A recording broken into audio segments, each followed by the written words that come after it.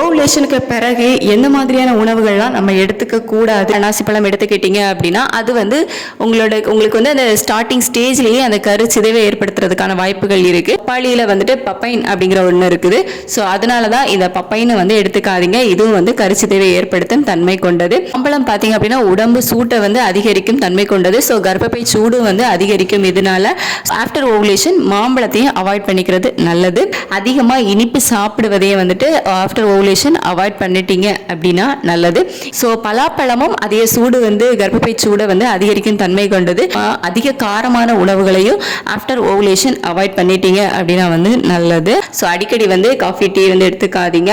Next வந்துட்டு நண்டு வந்து உடம்பு சூட்டை கர்ப்பப்பை சூட்டை வந்து அதிகப்படுத்தும்.